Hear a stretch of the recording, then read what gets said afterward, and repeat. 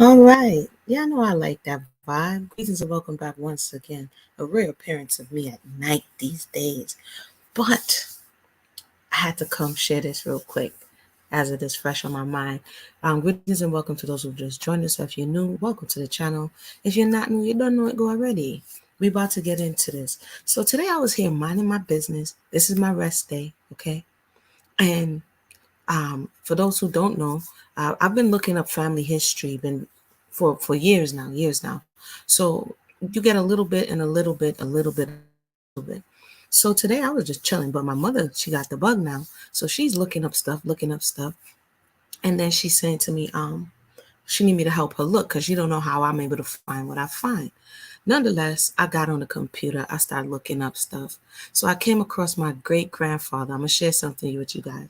So this would be my mother's father.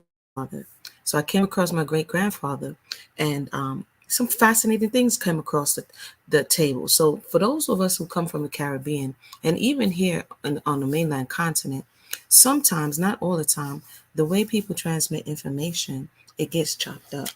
Right? You don't get all of the data, and therefore we don't know what we're working with, right? Hold on one second. So over the years, we've just gotten bits and pieces of the storyline. Maybe a name here, a major event there. Hold on one second. Sorry for the noise. I had to plug in the computer. So I found out that he came to America. Why is this important?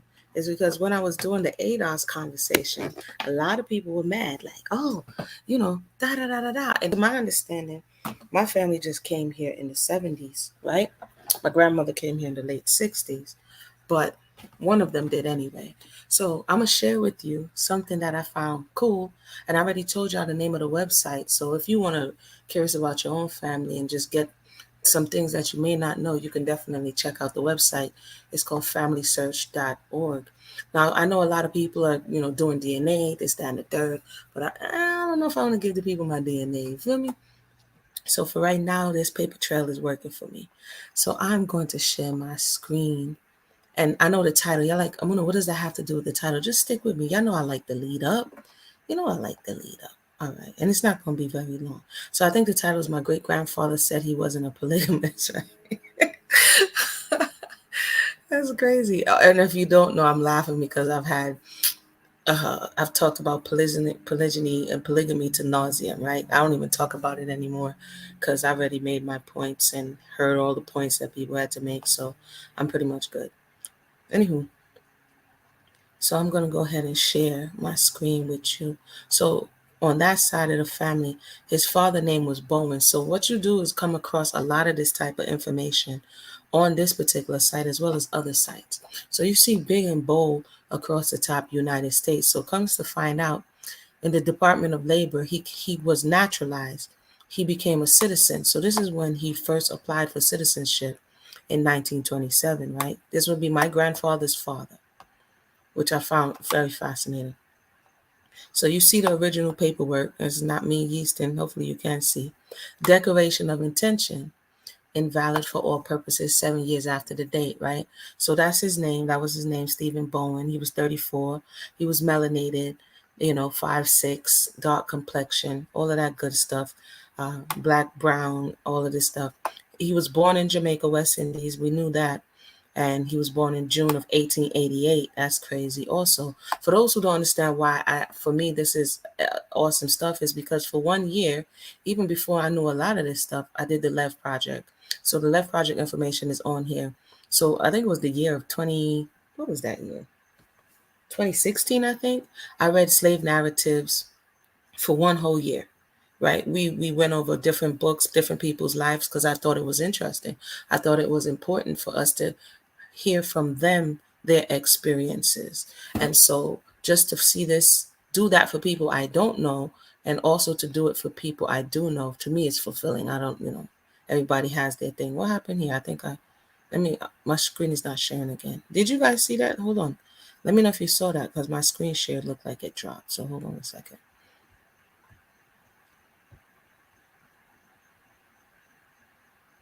Let me see if you guys can see the screen share.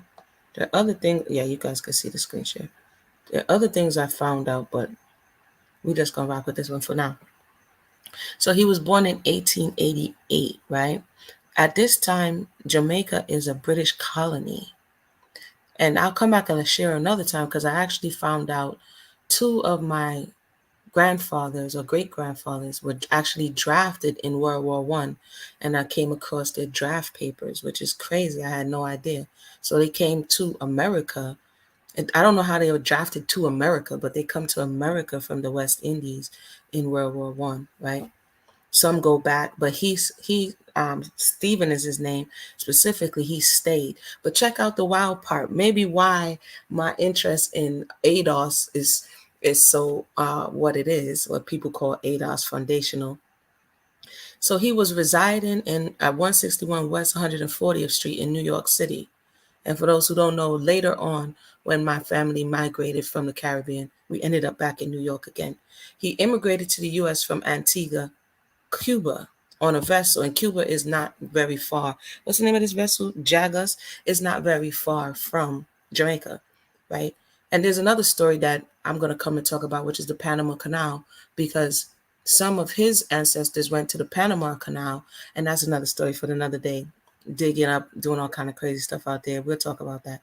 He says, I'm married. The name of my wife is Mary. She was born at USA. So he marries a melanated woman from America. And I found a census from 1930, and she was actually from North Carolina. So he marries a woman from North Carolina and now resides at New York City with me, right? I know you're like, well, where does the polygyny part come in? Just be easy. It is my bona fide intention to renounce forever all allegiance and fidelity to any foreign prince. What is this? Continent, state, or sovereignty. Basically, uh, he relinquishes his Jamaican, or at this time British, sovereignty, right? And particularly George V, King of Great Britain and Ireland, of whom I am now subject, because Jamaica was under Britain at that time. I arrived at the port of New York in the state of New York on or about the 4th day of June, 1914.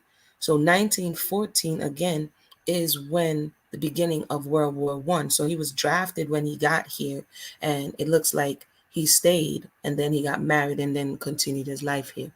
He goes on to say, I'm not an antichrist. This is what they have. I'm not a polygamist, nor a believer in the practice of polygamy, that is wild on this U.S. immigration paper for the 1900s, right? So he says he's not a polygamist, and he says, and it is my intention in good faith to become a citizen of the United States of America and to permanently reside therein. So help him God. And he signs his name. And this was signed on the 28th day of May, 1923. So this is the original immigration paper right here that we're looking at. Isn't that wild? I've looked at so many other people that I never knew I had any connection to, except for I connected with the story. And I came across this little piece right here today. So the grandpa, Stephen, was like, I'm not into poly. He wasn't down with the poly. And America had you sign that. How wild is that? America had you to sign that when you were coming over. Now, I pulled another one. It took 3 years for the paperwork to go through. I guess immigration was slow back in the day. Let me see if I can see the final immigration paper. So I've always been, this is why I said, and you can go back and get me on record saying, we need to all just slow down. There was a few years ago when this whole FBA against ADOS, against Caribbean, and people were, I didn't know why. I was just not, I just knew people need to slow down and relax, because there's so much history that we don't know, that we're presuming to know. Even though, here and there, I got a little saucy, and it's on record, because I was just getting really frustrated with the divisiveness of the conversation, with people not knowing the real history, right? And just assuming, oh yeah, I hear an accent. Is that an accent I hear? That must mean. And I'm like, man, slow down, relax. Let's just move through this data together so that we can learn something and grow and move on. But that was just too much like, right. Let me see. Okay, I got the other paper here. I'm gonna download it. 1 second. So it took 3 years. So I'm assuming 1914 when he comes, and they're drafting, and that's what I'm in the process of looking at. I didn't finish all of that, but they're drafting people from the Caribbean to come with this World War War conversation. They're like, you didn't come here. People weren't doing anything. I'm like, really? You were there? You was there? You know the whole history? You was there? I don't think we was there. We weren't there. Maybe we were there in spirit. Hold on. Okay. Okay, yeah, I have it here. Hold on. So when he finally gets it finalized, by that time he has a son. They have a son. And so the son would technically, quote unquote, be half foundational from his mother and half Caribbean. What would you do with such a child? What would you do with such a child? Hold on. Very interesting, Queen T. I think so. I think it's very interesting, because sometimes we just need to follow up on these type of conversations that we've had. Again, it's still causing division, but people are quiet, and a lot of people forgot the crazy stuff they were saying. People were reckless a few years ago, just unnecessarily reckless. So again, he was living at the same location. We see 161 West 140th Street in Upper Manhattan. A lot of people, like I said, were going to Cuba. He came in 1914 in June. So this is the final paperwork. And you see Mary here. Mary's from Baltimore, Maryland. So Mary was born in America, and she was born on the 10th of March, and she resides with him. So they were together in this instance, and they had a son who was born in 1924. And once again, they have them to renounce his citizenship, of which he chose to do. And once again, he goes on to say that he's not down with Polly. Where is it? Um, where did it go? I know I saw it. So I think at this time in America, you have Joseph, what's his name? Joseph Smith. You have a lot of groups who are pushing polygyny hard. When I did the polygyny research, oh, here it is. I'm not a polygamist, nor do I believe in the practice of polygamy. And the government was trying to quail this type of behavior. And so for them to have written it in, I don't know if this is still on the paperwork, but it was on this paperwork. And there you go. So that's some interesting stuff, if I may say so myself. And yeah, there's just so much to learn.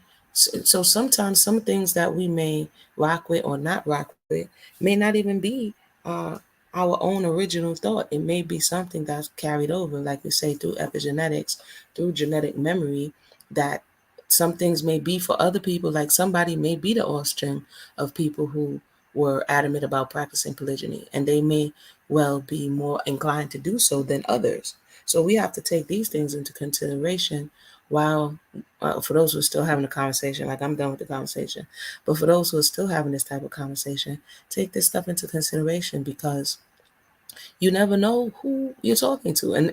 And this paper, the person had to swear. So unless they, by their own deity, by their own power, that wasn't their intention when they came. I actually found his death certificate as well, and that was interesting to see. He was still in New York.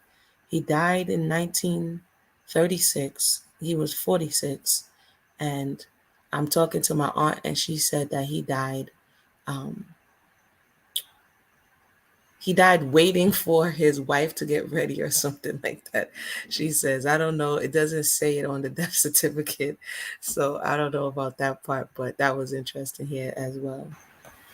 Queen T says, yes, we don't have all the info. I have followed my grandmother's father's side in the 1800s from Texas to Louisiana. Yeah, it's cool stuff, man. It's cool stuff. This side, there's so many. Once you go, it's 4 different directions. And my mother be like, what about this person? What about that? I'm like, yo, because once you go on one track and trying to get as much information as you can, it's nonstop, because this person had this person, right? So I had started on this side, but then I stopped because some of them did leave to go to the Panama Canal. We'll come and talk about the digging of the Panama Canal. And there were thousands of Jamaicans and Caribbean people that America, let me get this. I'm going to give you the preview before I go. America goes to Jamaica. First, it was the French, because the French first started in the 1800s saying they're going to dig this canal. And then they go and yeast it up like, yo, it's a great job opportunity, da da da da da. So when America takes it over, they over here pushing it like it's a great job opportunity. Let's just say it wasn't what they promised. So we're going to come and talk about that, because I do have some information of them going over to help on that specific endeavor. And that's crazy, man. That's crazy. They was paying people like 10 cents an hour, fam. Imagine somebody paid you 10 cents an hour. That's crazy. That's crazy. But with that said, I'm not going to stay long. That's kind of what I wanted to share. Um, it was not clickbait. You saw it for yourself. Let me know if you're on your own journey. What have you found out about where you're coming from? And do you see, because like I was telling my mother, when I'm doing this research, because there's so many people and so many people's names that look and sound the same, it's kind of, I feel my way through it, right? Meaning I have a working thesis that nothing's new under the sun, which is what Solomon said. So therefore, there are certain patterns, historical patterns within family lineages that will show up until it dissolves, right? Until somebody elevates beyond that. So oftentimes, not only about the place and the locations, but some of the information that you can gather would help to understand whether that's your family lineage or not. The name of the website is Family Search. Hold on. FamilySearch.org. Family Search. Let me write it for you. FamilySearch.org.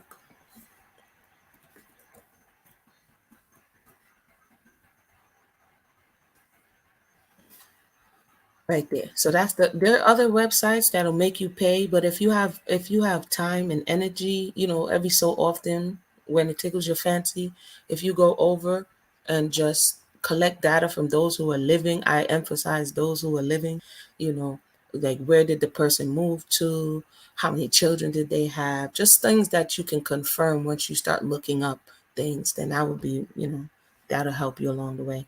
But with that said, I think I'll play a little commercial, see if anybody have any things to say, and then I'm gonna call it a night because she pulled me in. I wasn't even supposed to be doing no research today. I was like, let me take a break, and she's like, no, come take a look, and down the rabbit hole I go.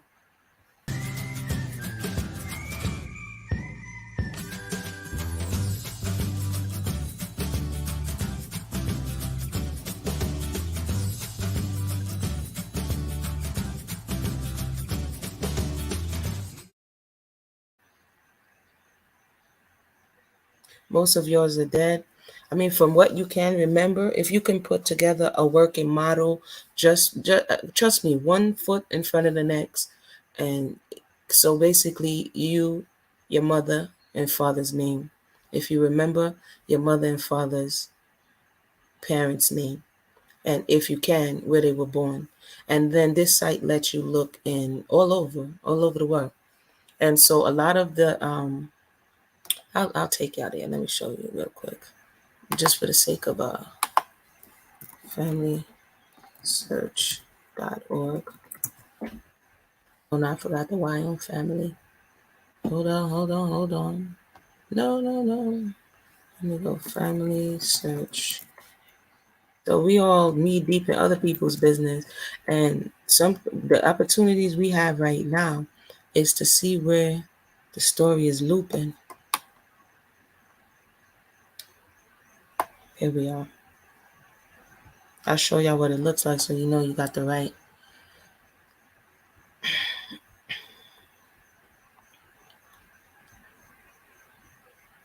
Hold on.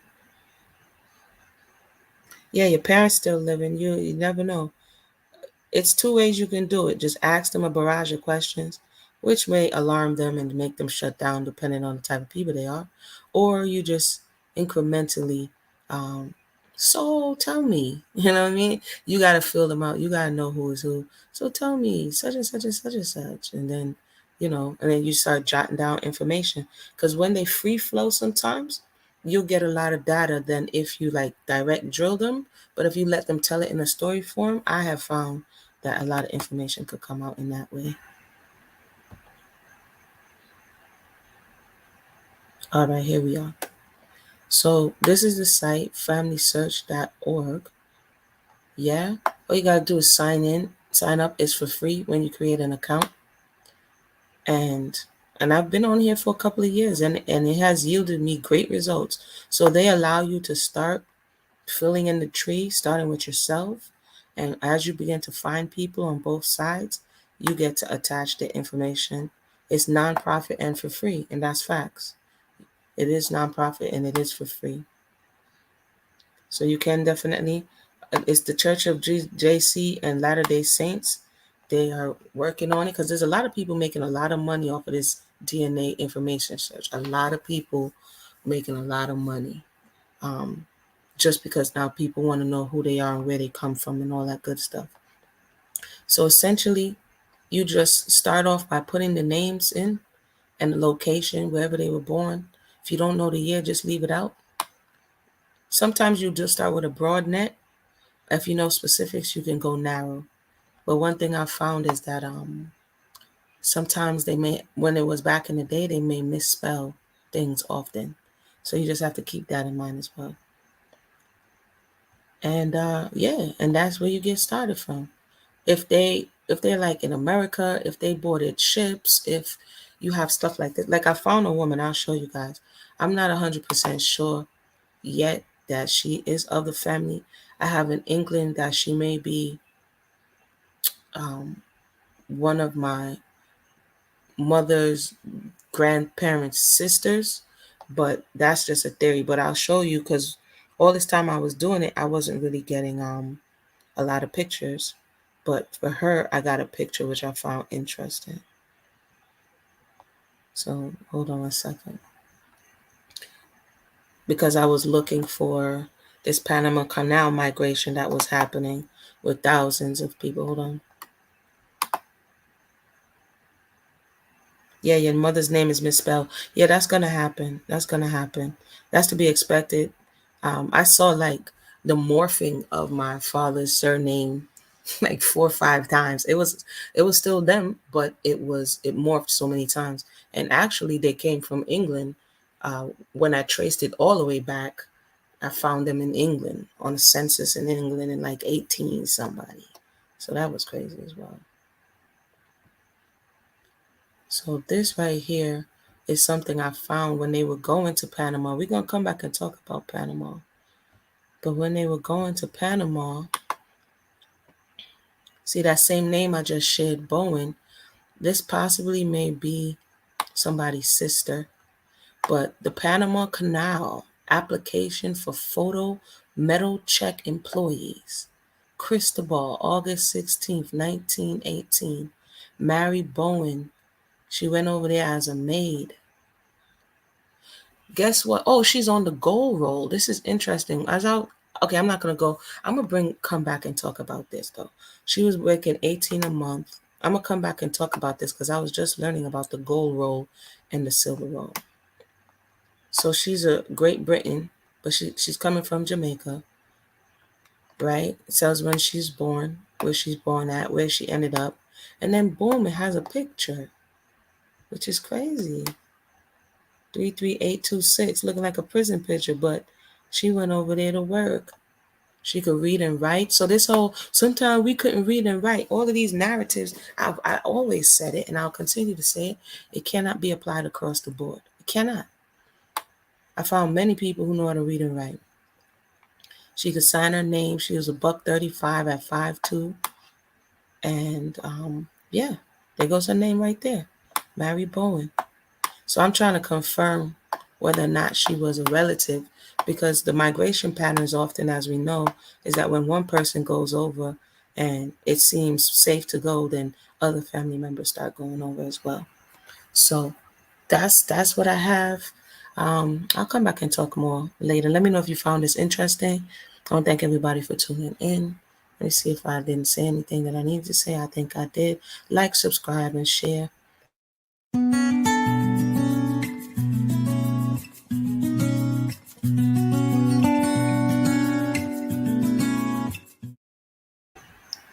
All right, all right. Everybody have a blessed night. Queen T say a lot of people could read and write. Many and no were free. Yeah, there's so much to the story. It's just a continuation for the Left Project. There's so much to this. At least give the people. We don't even listen to those who are alive. So I know how our people are, but my goodness, just let some of the information speak for itself instead of overlaying. This is how I'm able to find out a lot of this stuff. I don't come with a predetermined outcome. I don't know. So it's just like when we were reading the slave narratives. If you miss the slave narratives, let me go over there just for the sake of old time. So y'all know that there's been a lot of work put in this area. Hold on one second.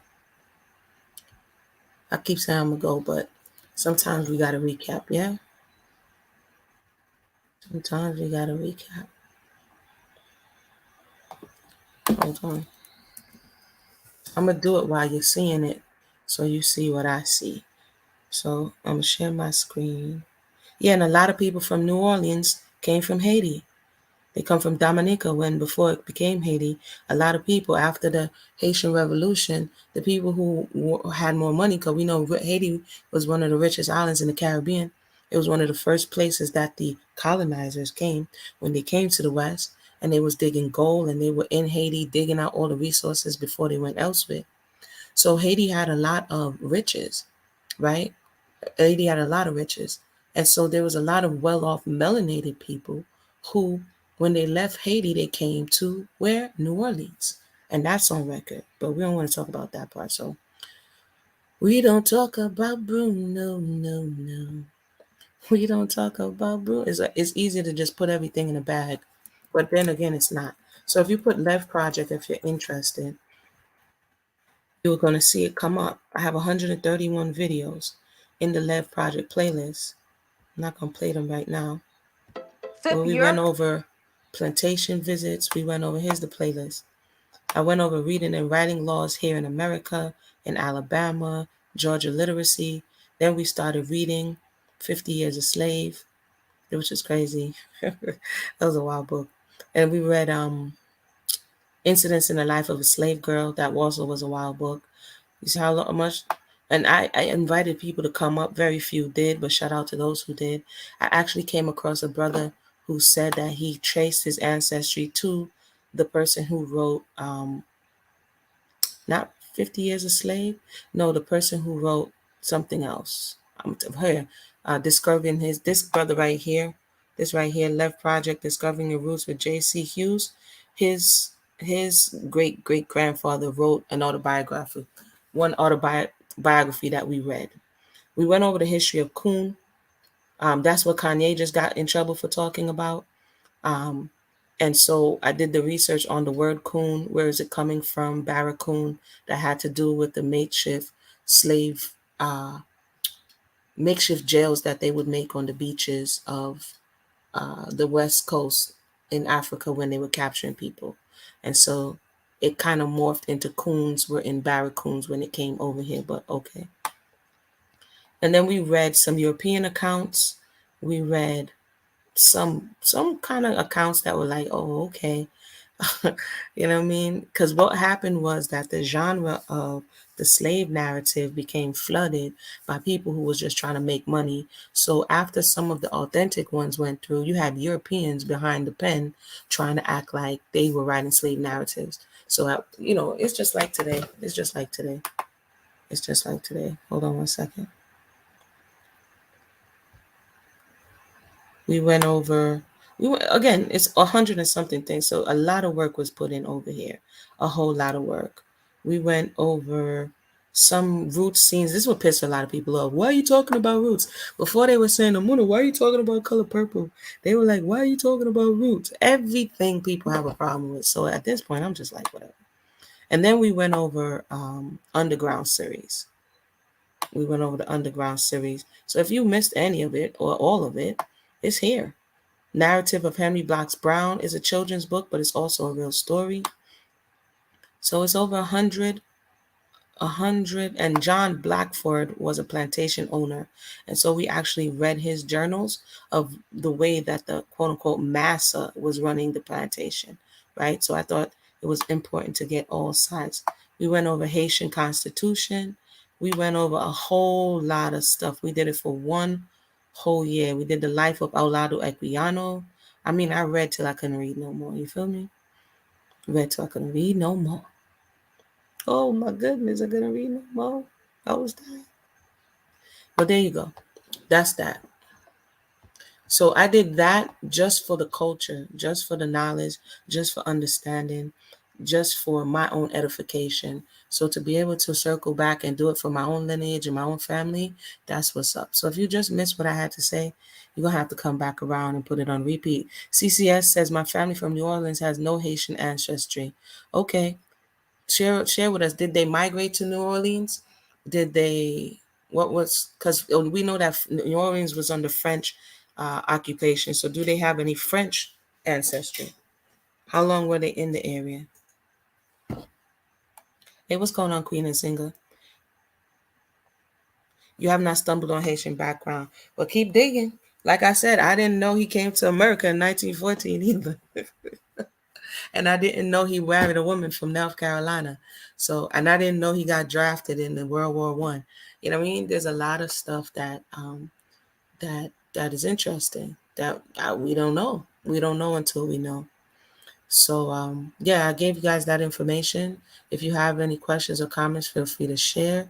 And I'll come back again and talk a little bit about this Panama Canal conversation and Teddy Roosevelt and how they were really pimping people out and even brought the segregationist type mentality, that Jim Crow mentality.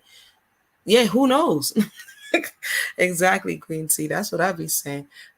We don't know. There's stuff we find out. I found out, that how many family members lost children, back when children were dying early on. And even I asked my grandmother, who's still living, she's the last of that generation. And she's like, I didn't know. They didn't tell me. So even, a lot of things wasn't spoken necessarily. I found out that one of my aunts was a twin, and the twin died at birth, but she never knew, but she always felt like something was missing in her life. I mean, it's crazy. I mean, if we don't think we already know, then we can learn. But if we think we already know, then there's nothing more to learn. You know what I mean? So hopefully that was helpful and encouraging. Like I said, I'm gonna go ahead and wrap it up. If you missed it, just go ahead and hit it from the back. From no, rewind it. Rewind. I was like, oh no, wait a minute. And I'll play the commercial one more time. Hit up the Yummy Cottage. Continue to do what it is you do, and we'll talk again.